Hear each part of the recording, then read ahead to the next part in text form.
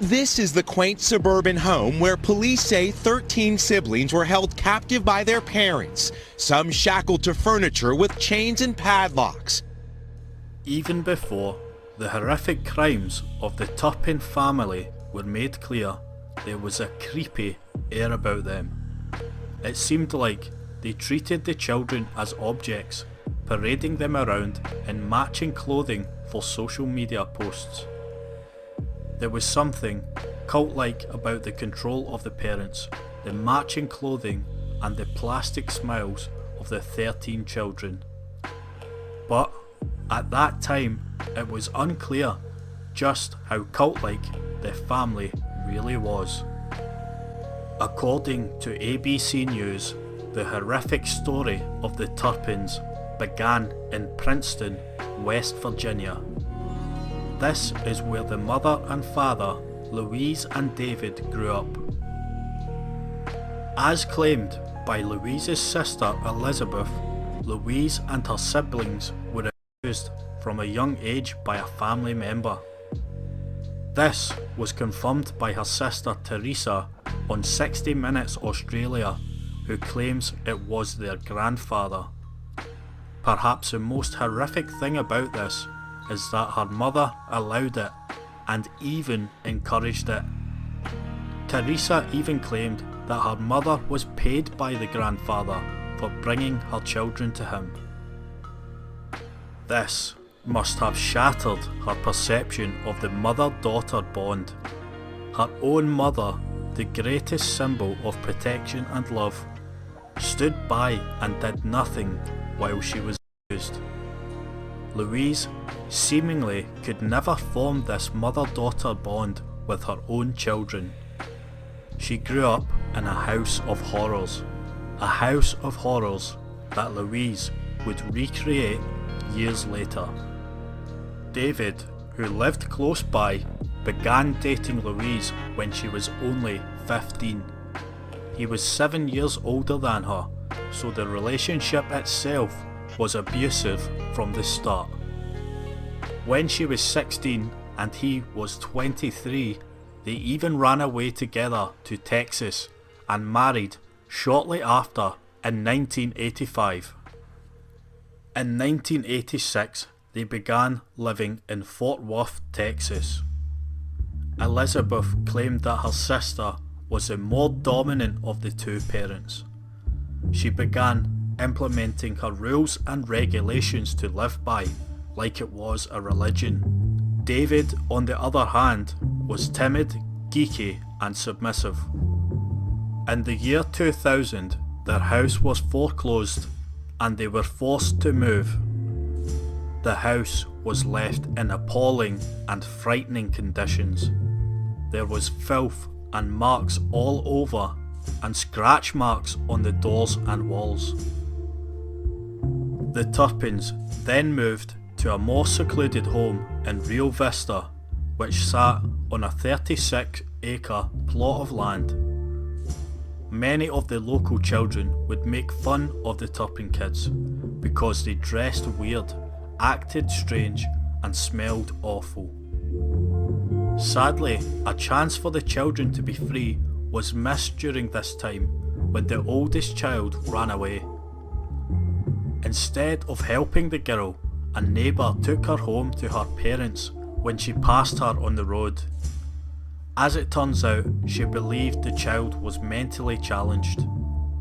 The ragged appearance and ill education of the child certainly made this appear so.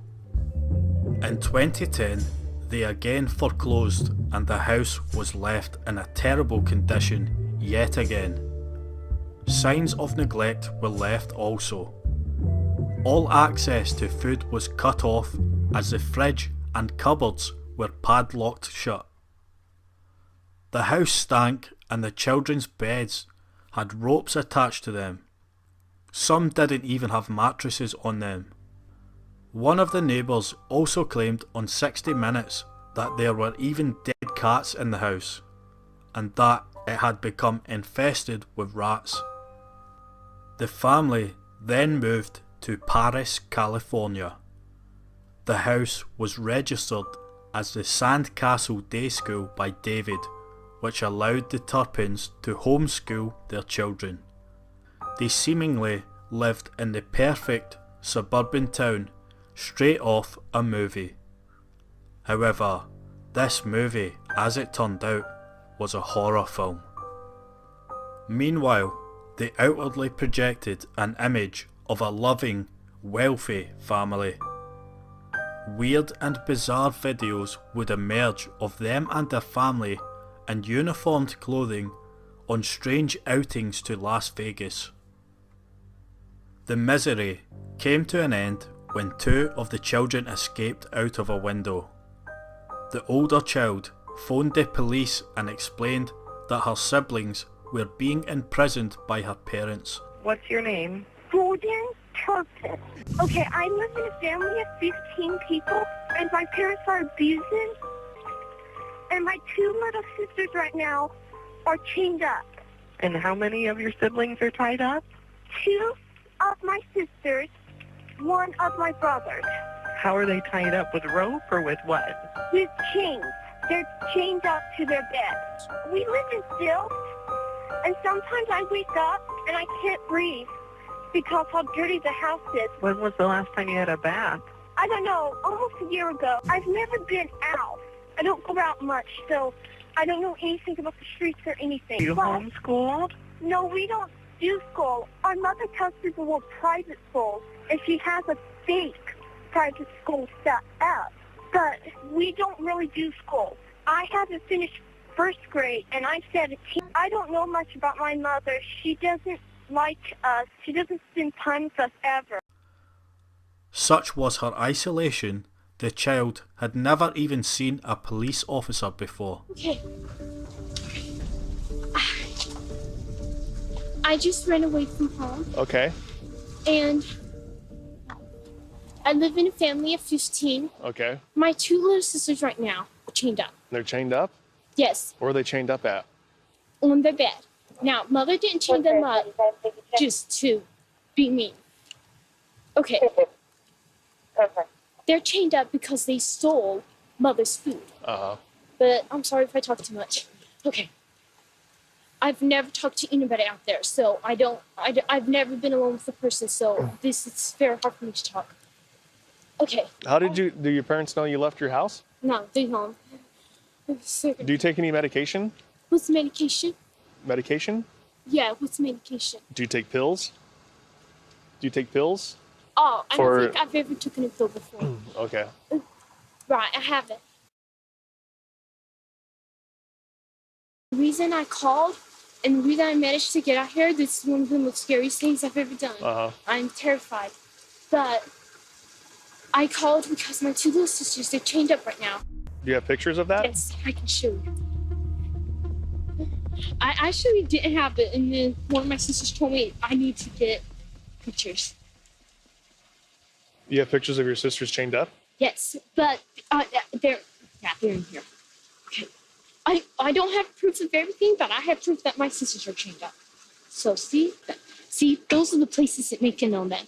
And see how dirty she is? We are so filthy. We don't take baths. We don't. How did your sisters get like this? Okay. Your parents chained them up? Yes, because they stole food. Okay. But they stole it because they were hungry. Who took this picture? I did. I took those pictures. Okay. You make sure to save these, okay? Okay, I will. Don't get rid of those. I will. I won't. And when medics took them to hospital, she didn't know what it was and had no concept of medication. When the police rescued the children, they noticed they were severely malnourished and dirty. The house was filthy and the stench was overpowering. Some of the children were chained up and would be forced on themselves when they weren't allowed to use the bathroom. They were left chained or tied to their beds for hours on end. They were fed only once a day and bathed only once a year. 60 Minutes Australia claimed that their 29-year-old child that also lived with them weighed only 37 kilograms. The children were also psychologically broken down as they were not allowed to play games or have fun. They were also isolated from the outside world and were not allowed to contact anyone. The children were mentally underdeveloped and had little education. Both David and Louise were given life sentences with the possibility of parole after 22 years. The sentence will be the same as to both defendants. As to count one, violation of Penal Code Section 206, torture, both defendants are sentenced to life with the possibility of parole, with a minimum parole eligibility of 7 years. Their lives have been permanently altered in their ability to learn, grow, and thrive. You have delayed their mental, physical, and emotional development. To the extent that they do thrive, and it appears from today that perhaps a couple of them are, it will be not because of you both, but in spite of you. Some of their children submitted statements against them, and 2 of the older children even testified in court. My parents took my whole life from me, but now I'm taking my life back. I'm in college now and living independently. I love hanging out with my friends and life is great. I believe everything happens for a reason. Life may have been bad, but it made me strong. I fought to become the person I am. I saw my dad change my mom. They almost changed me, but I realized what was happening. I immediately did what I could to not become like that. I'm a fighter, I'm strong, and I'm shooting through life like a rocket. The next statement I will read is my own.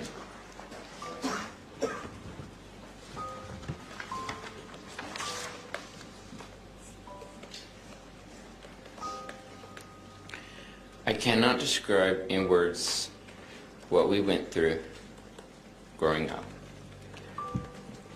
Sometimes I still have nightmares of things that had happened, such as my siblings being chained up or getting beaten. But that is the past and this is now. I love my parents and have forgiven them for a lot of the things that they did to us. Since January, I have learned so much and become very independent. In June of last year, I learned how to ride a bike, and ever since then, I've been hooked and ride it everywhere, such as to school, store, or sometimes I just go on long rides because I enjoy it so much. I live in an apartment and go to a nearby college.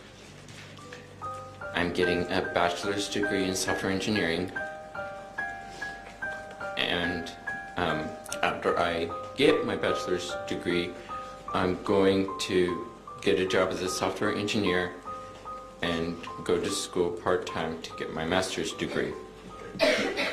I also have learned how to advocate for myself, how to swim, how to eat healthy and prepare a balanced meal. I've also been learning how to manage money wisely. Thank you, Your Honor. Through the years, things became more and more overwhelming, but they kept trusting in God. I remember our mother sitting in her recliner and crying, saying she don't know what to do. She didn't want to use rope or chain, but she was afraid her children were taking in too much sugar and caffeine. The reason our parents didn't stop buying the soda was because Father needed it for work. He would fall asleep driving and got in an accident. They didn't know what else to do.